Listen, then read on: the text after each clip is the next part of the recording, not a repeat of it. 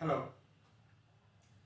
So கடந்த 2 நாட்களாக அழிவு பேரழிவு அப்படின்ற மாதிரி நம்ம இப்போதைக்கு கவனிக்க தவறினால் என்ன நடக்கும் அப்படின்ற மாதிரி ஒரு சில விஷயங்கள் வந்து பேசியிருந்தேன். ஸோ தீர்வு அப்படின்றது கண்டிப்பாக சொல்லி ஆகணும். ஸோ ஒரு புரிதல் எனக்கு கிடைத்த ஒரு புரிதல், நான் கொஞ்சம் சின்ன சின்ன விஷயங்கள் படித்து தெரிஞ்சுக்கிட்டதை வச்சு நான் ஷேர் பண்ண விரும்புகிறேன். ஓகேவா? ஸோ ஃபஸ்ட்டு சொல்யூஷன் அப்படின்னு பார்த்தீங்க அப்படின்னா தனி மனித ஒழுக்கம். ஸோ தனி மனித ஒழுக்கம் அப்படின்னு பார்க்கும்போது ஒருவராய் இணைவோம்.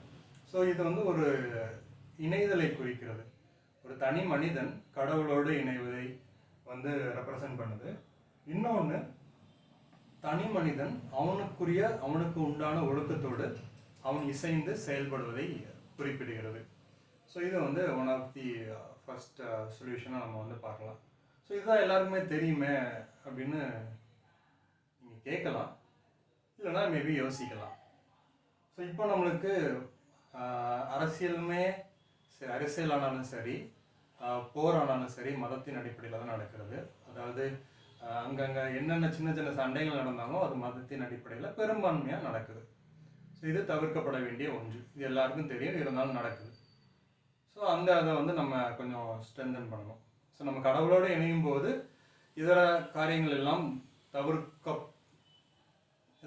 நடக்காது அப்படின்றதான் அனைத்து விதமான வேதங்களிலும் குறிப்பிடப்பட்டிருக்கிறது. ஸோ அடுத்து தனி மனித ஒழுக்கம் அப்படின்றது செல்ஃப் டிசிப்ளின் அப்படின்றது பாசிபிளா? So maybe be the change that you have to see in the world அப்படின்னு சொல்லி சொல்லுவாங்க. ஸோ நான் என்னிடத்தில் நான் ஒரு மாற்றத்தை நான் வந்து எனக்குள்ளாய் நான் செய்ய ஆரம்பித்தேன், அந்த சமுதாயமே மாறிடும். ஸோ அப்படிப்பட்ட சமுதாயம் வந்து இருக்குதா அப்படின்னு பார்த்தா ஆப்வியஸ்லி கொஞ்சம் கஷ்டம் தான். ஏன்னா நான் மட்டும் ஒழுக்கமாக இருந்தால் எனக்குள்ளே சிலரும் ஒரு விரக்தி வந்துடும், இல்லை நான் மட்டும் ஒழுக்கமாக இருக்கணும் அப்படின்ற மாதிரி ஒன்று வரும். இன்னொன்று, சமுதாயம் வந்து ஒரு விதமாக ஒரு இண்டிவிஜுவல் வந்து ஒரு ப்ரெஷரைஸ்ட் நீனும் அதை செய்யணும் அப்படின்ற மாதிரி ஃபோர்ஸ் பண்ணுற ஒரு சமுதாயம் உருவாகி கொண்டிருக்கிறது. அதான் சொன்னேன், அது அழிவுக்கு பேரழிவுக்கு காரணமாக இருக்கும். ஸோ இந்த சமுதாயம் என்ன பண்ணுது? இந்த சமுதாயம் தனக்கென்று ஒரு தலைவனை தேர்ந்தெடுத்து அந்த தலைவன் வந்து ஆட்சி பண்ணுறாங்க. So that is so called as democracy.